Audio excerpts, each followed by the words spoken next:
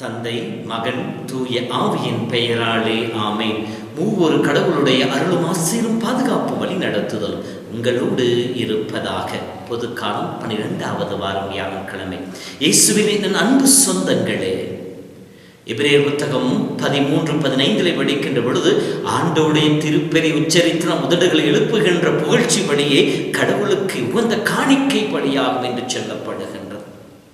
ரோமர் புத்தகம், இயேசுவே ஆண்டவர் என வாயார அறிக்கையிடுவோர் மீட்பை பெறுவர் என்று சொல்லப்படுகின்றது. என்னை நோக்கி மன்றாடும் யாவருக்கும் அவர் அளவற்ற நன்மைகளை கொடுக்க வல்லவர் என்று சொல்லி ஆண்டவர் தன்னை வெளிப்படுத்தி இருக்கின்றார். நம்முடைய ஜெபம் எப்படிப்பட்டதாக இருக்க வேண்டும்? வெறும் உதட்டில் எழுகின்ற ஜெபங்களாக இருக்கக்கூடாது. மாறாக உள்ளத்தில் எழுந்து எழுகின்ற ஜெபங்களாய் அமைந்திட வேண்டும். அப்படி என்றால் ரோமர் புத்தகம் 12:2 கொடுப்பதை போல உங்களையே உயிருள்ள வழிபொருளாக ஆண்டவருக்கு ஒப்புக் கொடுங்கள், அதுவே கடவுளுக்கு உகந்ததும் மேன்மையும் உயர்ந்ததுமான பலியாகும் என்று சொல்லப்பட்டிருக்கின்றது. நம்முடைய ஜெபம் வார்த்தையிலிருந்து, நாவிலிருந்து வருவதாய் இருக்கக்கூடாது, நம்முடைய அறிவிலிருந்து வருவதாய் இருக்கக்கூடாது, மாறாக உள்ளத்தின் ஆழத்திலிருந்து வருவதாய் இருக்க வேண்டும். அதைத்தான் 1 சாமுவேல் புத்தகம் 1 படிக்கின்ற பொழுது அன்னாள் செய்து கொண்டிருந்தார். இதோ ஆண்டவருக்கு முன்னால் என் உள்ளத்தை வேதனைகளை கொட்டி கொண்டிருக்க என்று சொல்லுவார். இதுதான் உண்மையான ஜெபம். இன்றைய நற்செய்தியை படிக்கின்ற பொழுது இயேசு சொல்லுகின்றார், என்னை நோக்கி ஆண்டவரே ஆண்டவர் என்று சொல்வதாம் விண்ணரசில் நுழைய முடியாது, மாறாக என் தந்தையின் திருவுளத்தை நிறைவேற்றுபவர்களே விண்ணரசின் சொந்தக்காரர்களாய் மாற முடியும் என்று சொல்லுகின்றார். உதடும் உள்ளமும் இணைந்து செல்வதாய் இருக்க வேண்டும். எனவேதான் இயேசு பரிசேயர்களை சாடுகின்ற பொழுது வெளிவேடமாய் அவர்கள் செய்கின்ற ஜெப வழிபாட்டை பார்த்து இவ்வாறு சொல்லுவார், இவர்கள் உதடுகளோ என்னை புகழ்கின்றன, இவர்கள் உள்ளமோ என்னை விட்டு வெகு தொலைவிலே இருக்கின்றது என்று சொல்லுவார். ஆம் அன்பு சொந்தங்களே, நம்முடைய ஜெப வழிபாட்டை சிறிது அலசி பார்ப்போம். என்னுடைய ஜெபத்திற்கும் என்னுடைய வாழ்விற்கும் இடையே இருக்கின்ற இடைவெளி எவ்வளவு என்பதை நாம் அலசி பார்ப்போம். எசாயா புத்தகம் 1ஆம் அதிகாரத்தை படிக்கின்ற பொழுது இறைவன் இவ்வாறு இஸ்ரவேல் மக்களை பார்த்து சொல்வதாக இருக்கின்றது, என்னை நோக்கி உங்கள் கைகளை உயர்த்துகின்றீர்கள், ஆனால் நானோ பாராமுகமாய் இருப்பேன் என்று சொல்லுகின்றார். நீங்கள் தொடர்ந்து மன்றாடினாலும் நான் உங்களுக்கு செவி கொடுப்பதில்லை என்று. ஏனென்றால் உங்களுடைய வாழ்வு மாறுபட்டதாக இருக்கின்றது. உங்களை கழுவி தூய்மையாக்காமல் எல்லா விதமான பாவ நிலையிலே வாழ்ந்து கொண்டு என்னை நோக்கி உங்கள் கரங்களை உயர்த்துகின்றீர்கள் என்று சொல்லுவார்.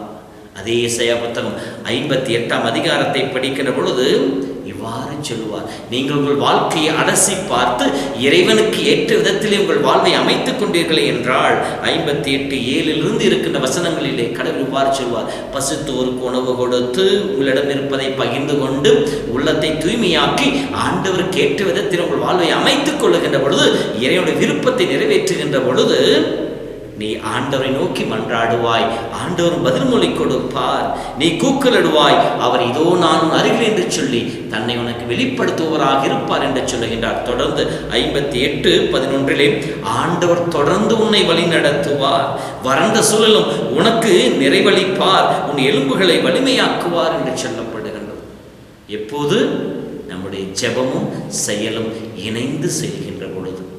இப்படி நாம் இணைந்து செல்பவர்களாக, இறை விருப்பத்தை அறிந்து செயல்படுபவர்களாக இருக்கின்ற பொழுது இறை வார்த்தை கடைபிடிப்பவர்களாக இருப்போம், அறிவாளிகளாக இருப்போம், பாறையின் மீது வீட்டை கட்டிய அறிவாளிக்கு ஒப்பானவர்களாக இருப்போம். அப்பொழுது இந்த உலகத்தின் துன்பங்கள், துயரங்கள், வேதனைகள், சறுக்கல்கள், வீழ்ச்சிகள் எல்லாம் அலைபோல வந்து நம் மீது மோதினாலும் நம் பாறையின் மீது கட்டப்பட்ட வீடாக இருப்பதினாலே எதுவும் நம்மை ஒன்றும் செய்துவிட முடியாது. ஆகவே அன்பு சொந்தங்களே, இந்த நாளிலே ஜெபத்தின் வழியாக நம்மை உறுதிப்படுத்துவோம். ஆண்டவராகிய பாரின் மீது கட்டப்பட்ட இல்லமாக நம்முடைய வாழ்வை அமைத்துக் கொள்வோம்.